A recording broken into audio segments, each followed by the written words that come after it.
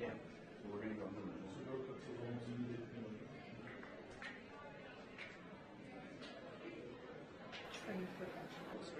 It's not so bad. It's still.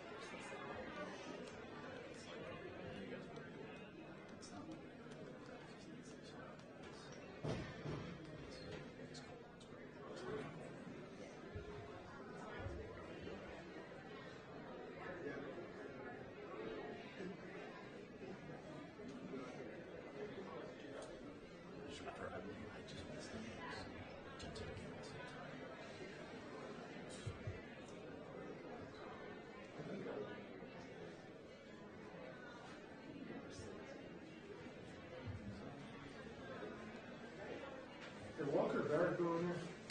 I have not seen him. Oh, you will find it.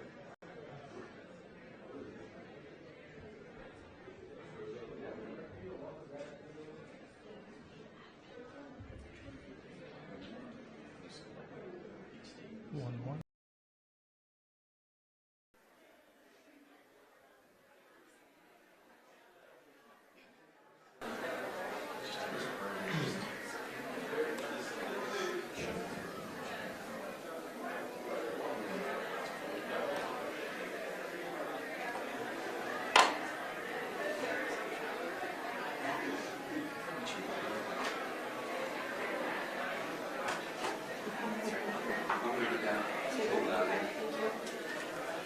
We're getting the table and see all the bigger sticks in there. Yeah, we can do that too.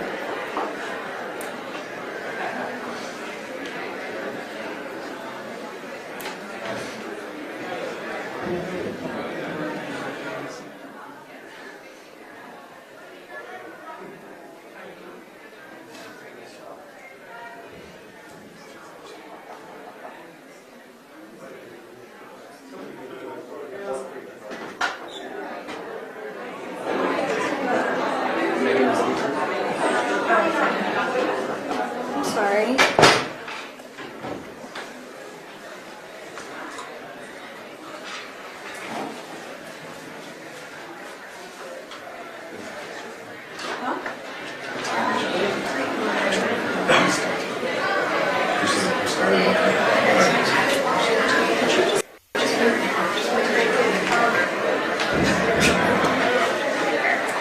And they're still holding by the door. Still holding.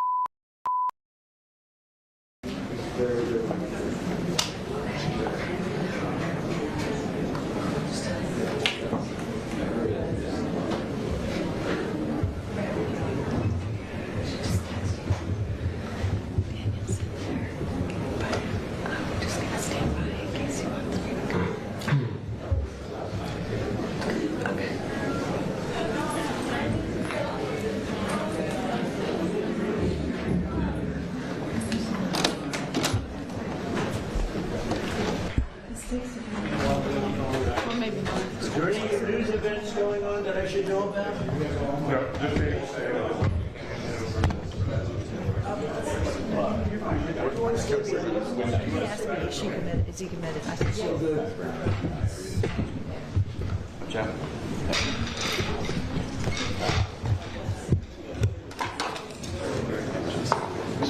Jared, you want to come?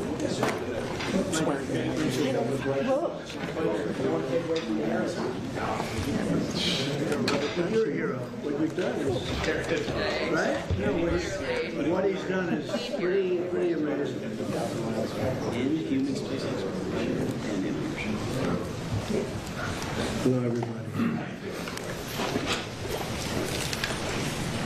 Well, thank you very much. We have some people that have captivated the attention of the whole world, not just our country, the whole world, and they're very brave, and there was a lot of rocket under them. I never saw anything like that.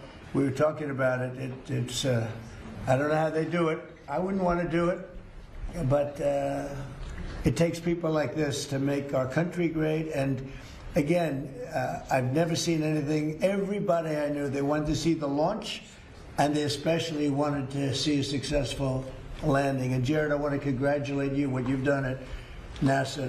I made a great choice. And if you have any questions for any of us, feel free to ask. But we're very proud of these people. They have unbelievable courage, unbelievable.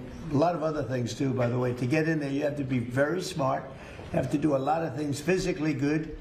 So I would have had no trouble making it. I'm physically very, very good. Maybe a little bit of a problem. I don't know, sure. We'll have to try it sometime. Is a president allowed to go up in one of these missions? We can get working on that, Mr. President. We'd have no problem, right? We can launch more rockets. The opportunity. We'll have to try it. Congratulations very much. And by the way, their families are over here, beautiful families, and they're in the Oval Office, and they walked in, they said, wow, the Oval Office. Everybody likes the Oval Office. Any questions, please? President. Thank you, Mr. President. First of all, it's a great honor to meet all of you. Congratulations, and welcome to the White House. I have had the privilege of interviewing Gene Cernan, the last man to walk on the moon. Oh, good. Is that what you would like to do? And Mr. President, do you think that will happen during your second term? Well, we have a shot at it. I mean, we don't like to say definitely, because then you say, oh, we failed. Because I think we could say we're ahead of schedule. So we have a good shot. We've authorized it. And I think with this team and, with Jared's done such an amazing job at NASA, I think we have a good shot, right? We'll see. Yes, Mr. President, we have an achievable plan now back to the moon. And we're back in the business of launching moon rockets with frequency. So we just sent Artemis II around the moon. We're going to launch Artemis III in 2027. We'll protect for up for 2 opportunities in 2028 to return astronauts to the surface of the moon. I like space. I started Space Force, as you very well know. It's been very, very important. Then they tried to kill it. And actually, the military would not let the Biden administration kill it. They wanted to kill it. And it's going to turn out to be one of our most important things. I think it'll turn out to be one of the most important things they did. But we got involved with NASA bringing it back. And I was saying, when I first looked at some of your facilities, they had grass growing on the runways, right in between the cracks of the asphalt. And but not anymore. It's really strong. And what they do, one of the things they do that's so important is for our military offense and defense. And a lot of people say, well, is it worth it? It's really worth it, because what's happened militarily, you see what we're doing militarily, a lot of that comes from space.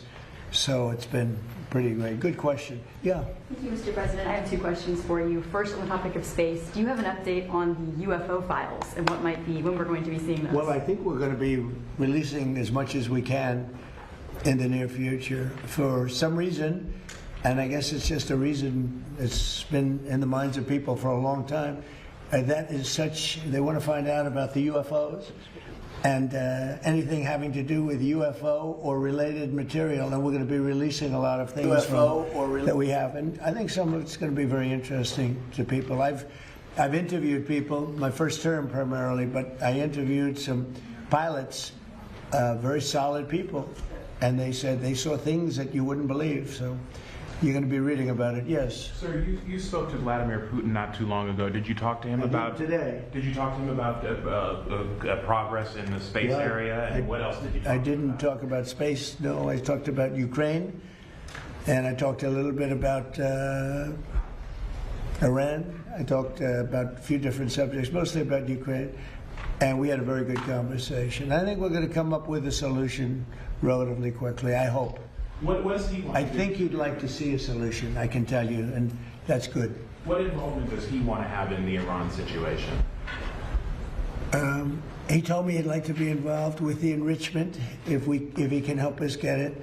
I said I'd much rather have you be involved with ending the war with Ukraine. To me, that would be more important because we're gonna have that. Look, we're not going to let Iran have a nuclear weapon, and we've knocked out their navy, we've knocked out their air force, we've knocked out their anti-aircraft, everything, apparatus, everything they have, their radar. They have very little left, and they have some missiles, a small percentage. They have a small percentage of missile-making facilities. We knocked out about 80% of them. The rest could come very quickly if we don't make a deal. They're not going to have a nuclear weapon. They know it, and just about everybody else does. And so we talked about that a little bit.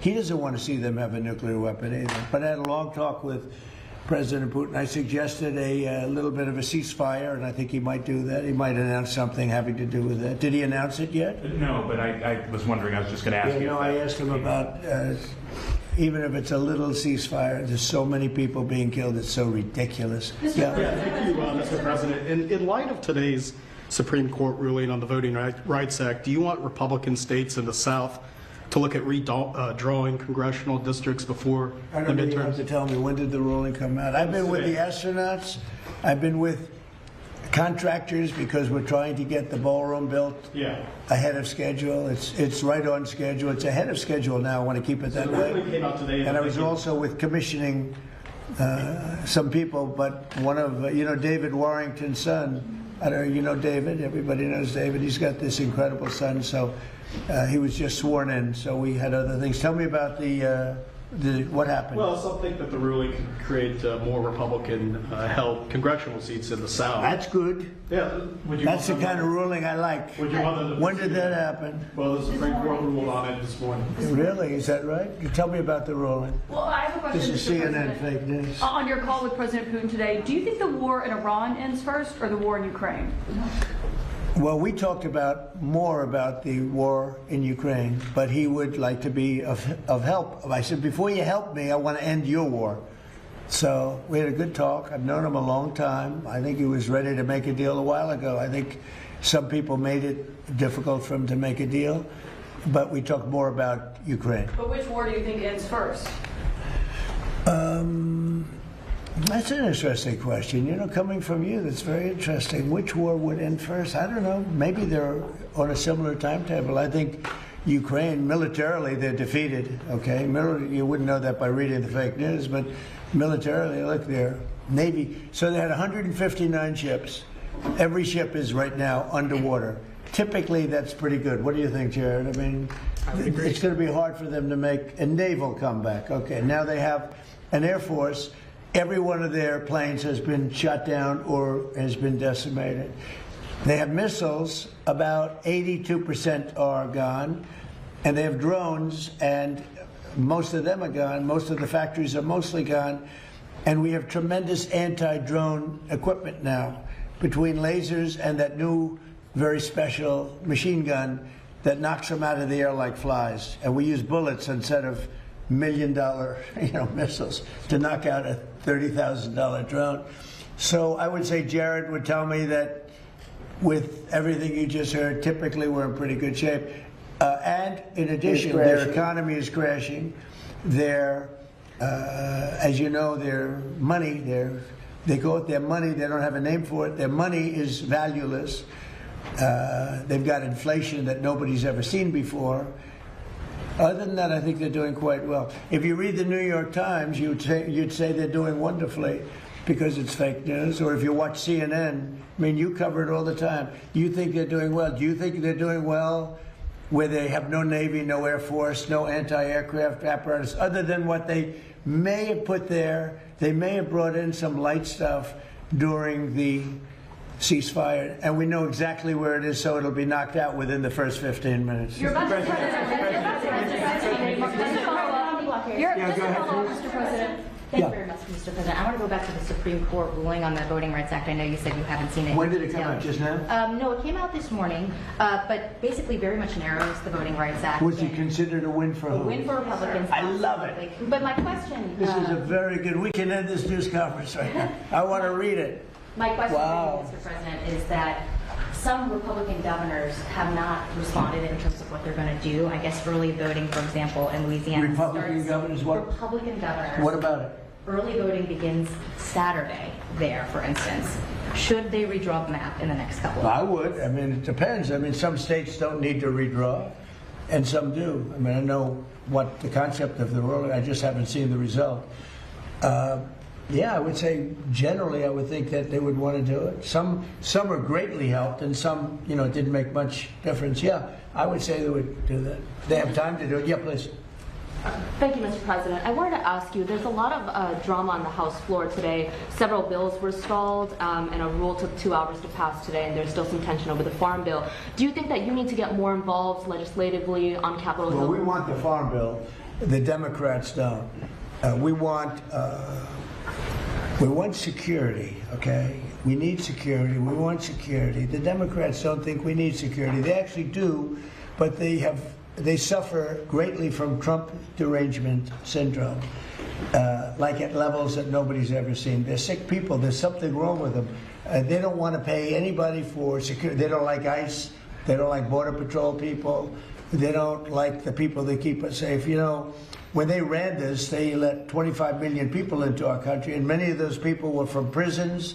They were from mental institutions, drug dealers, murderers, 11,888 murderers, half of whom committed more than one murder. They think that was fine. I happen to like law enforcement. They essentially want to defund law enforcement, and I don't think the public's going to let them get away with it. You know, we got it all approved in the great big beautiful bill, and they want to renegotiate. We don't like that. Yeah. Yesterday, Mr. President, the King's speech that he made to Congress, he spoke strongly, forcefully about the necessity for a strong NATO alliance. He also spoke about the necessity to continue to support Ukraine. Did his speech in any way change your thinking on either of those issues? Well, you have to understand, my thinking is, I think, exactly correct, but I was very disappointed with the fact that when we called on them to give us a little hand, we didn't need it. I actually did it just to see whether or not they'd be there. When we called on NATO to give us a hand with Ukraine, and in particular the most recent, you know, we asked them to do certain things on Ukraine, and we also wanted them to do things with Iran. And on Ukraine, they're very much involved, but they didn't do things the way we would like to see it. You know, it's been going on for a long time. And on Iran, they weren't there. As you know it better than anybody. They weren't there. The King is fantastic. We spent a lot of time together. We had a lot of talk. We talked about this also. And he loves his country, and he's a great king, and he's a great friend of mine. And I think if he were doing that, if that were up to him, he would have probably helped us with Iran.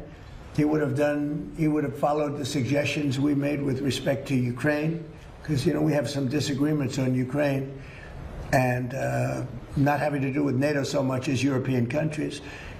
But no, he's coming back tomorrow. We had an incredible evening last night, and he's leaving tomorrow. He's going to come back and see us before he leaves, and but. No, I think he's a phenomenal representative for his country. I think the people in the United Kingdom should be proud. I loved his speech yesterday. I watched it. I loved the speech last night. I don't know about my speech. I thought my speech was okay too, but I thought he was. I think he's an unbelievable king, and by the way, an unbelievable queen. They are a great couple. This morning, we were talking about how busy you were this morning. James Comey was in court. He self-surrendered. He's now charged a second time. This time over a social media post with seashells that said 8647. Do you really think that he was endangering your life or threatening your life with that? Well, if anybody knows anything about crime, they know 86. You know what 86? It's a mob term for kill 'em. You know? You ever see the movies? 86 'em. the mobster says to one of his wonderful associates, 86 him, that means kill him.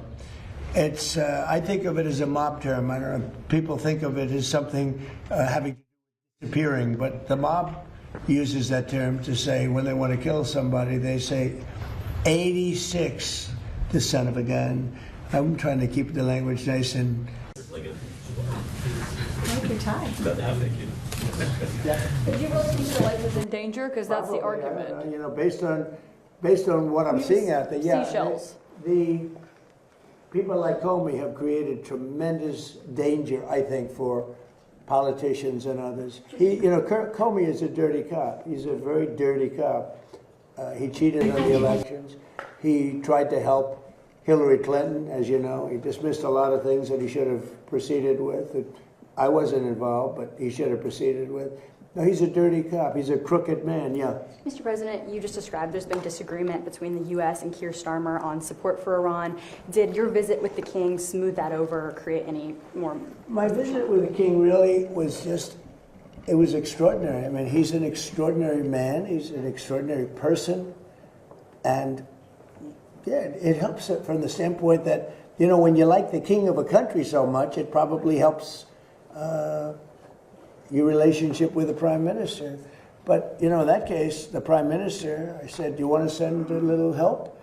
He said, no, we'll send it after you win the war. I said, that's not good. That's not good. What do you think of that, Jared? Sending help after we win the war? I don't know, something that bothers me. I don't want to get you guys involved, but I can imagine what you think.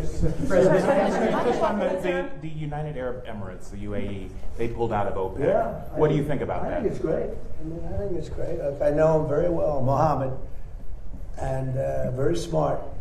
And he probably maybe wants to go his own way. That's a good thing. I think ultimately it's a good thing for getting the price of gas down, getting oil down, getting everything down. They have it all. He's a great leader, actually. So no, I'm okay. They're having some problems in OPEC. Mr. President, Kevin Warsh passed a hurdle today. The Senate Banking Committee confirmed his nomination and will go to the Senate floor. He'll be on the Fed in mid-May. Is it your expectation that he can persuade the other Fed governors to lower interest rates? Because they haven't done so recently. Because it's a good time to lower them. We're the most prime country anywhere in the world. We're right now having investments made in our country at a level that nobody's ever seen. No other country's ever seen it. Tens of billions of dollars are being invested. Factories, auto plants, AI. I mean, not just AI, because AI is new. We're leading China by a lot in AI, as you know. I'm letting them build their own electric plants. They're building them, otherwise you could never do it. It was a concept that I came up with. I'm very proud of it. And by the way, they're building electric plants that people in the utility industry have never seen before. They're saying, man, that's incredible. So they're building these massive buildings that cost billions of dollars, and they're building their own electric plants. So they're not taking from a source or the old grid, you know, an old grid that wouldn't be able to do it. No, we're leading with everything, but in the history of our beautiful world, there's never been a country that has so much money being invested in it as us. And tremendous number of auto plants, by the way. The auto plants are coming out of Canada, Mexico, Japan, South Korea, Germany. They're all coming to the United States. And the reason is I have a very smart tariff policy. We were taken advantage of for years. We were being ripped off by other countries for years. And those days are over. Yeah, those days are over. Yeah, please. Mr. President, regarding Iran, how long are you prepared to maintain the blockade? Could that go several more months? Well, the blockade is genius, okay? The blockade has been 100% foolproof. It shows how good our Navy is, I can tell you that. Nobody's going to play games. We have the greatest military in the world, and I built much of it during my first term, and we've been building it since. And the greatest anywhere in the world, nobody even close. And you see that, whether it's Venezuela, and they have a good military in Venezuela, but it was over in one day. It was actually over in about 48 minutes. Iran, the same thing. I mean, militarily, we've wiped them out. They have no military left. It's all the Navy's at the bottom of the sea. The Air Force is never going to fly again. We've got an amazing military. Now they have to cry uncle. That's all they have to do. Just say, we give up. we give up. But their economy is really in trouble. So it's a dead economy. Does the economic fury and the blockade get Iran to nuclear talks fast enough, or do you think another way? It depends. We have talks. It depends. We're having talks with them now, and we're not flying anymore with 18-hour flights every time we want to see a piece of paper. We're doing it telephonically, and it's very nice. I make a call, or I have my people make a call, and you know the answer. I always like face-to-face. I consider it better. But when you have to fly 18 hours every time you want to have a meeting, and you know what the meeting's all about, and you know they're going to give you a piece of paper that you don't like before you even leave, it's ridiculous. They've come a long way. The question is whether or not they're going to go far enough. So at this moment, there will never be a deal unless they agree that there will be no nuclear weapons. Mr. President, are you considering relocating NASA's headquarters out of D.C.? States like Florida, Texas, and Ohio have expressed interest. You're going to have to say it differently. Sorry, are you considering relocating NASA's headquarters out of D.C. once the lease is up? States like Texas, Ohio, and Florida have expressed interest. The best man to tell you that is the man standing right over here. You heard that question with those beautiful ears of yours? He's got great hearing, super. He's got super hearing. Trick of the trade, sir. What's the answer to that? I think the answer to that is we have 10 amazing centers around the country that all kind of bubble up to contribute to the mission we're able to undertake, like Artemis II. I think in terms of the headquarters, we have a lot of people very interested in our mission. So being here in D.C. gives us the opportunity to kind of interact from all our stakeholders, make sure we make the right decisions for the nation. Yeah, D.C. is an advantage, I guess, for you. It's got to go around. It's got to see some senators, make sure they keep going, right? Yes, Mr. President. Yeah, probably staying around is not so bad. And importantly, Washington, D.C. is now one of the safest cities in the country. When I came here a little more than a year ago, it was a very unsafe city. And now, maybe even more importantly than that, we have the hottest country anywhere in the world. And you helped make it hot. You helped make it hot. When a year and a half ago, and I say it a lot, the King of Saudi Arabia, but others also, the King of Saudi Arabia said, Mr. President, a year and a half ago, we thought you had a dead country. We thought the United States was a dead country, and now you have the hottest country anywhere in the world, and we do. And believe it or not, I mean, when everybody in the world was watching that incredible performance by NASA, these incredible people behind me, where they get the bravery, I have no idea. But you're a big part of it. You really are. We have the hottest country in the world. Thank you very much, everybody. Thank you, Press. Thank you, Press. Thank you, Press. Thank you, Press. That's fun. Thank you, Press. Thank you, Press. We'll go out that door. Thank you, Press. Thank you guys this way. Thank you guys this way. This way. Thank you. Thanks, Mr. President. Thank you, everybody. Mr. President. Thank you.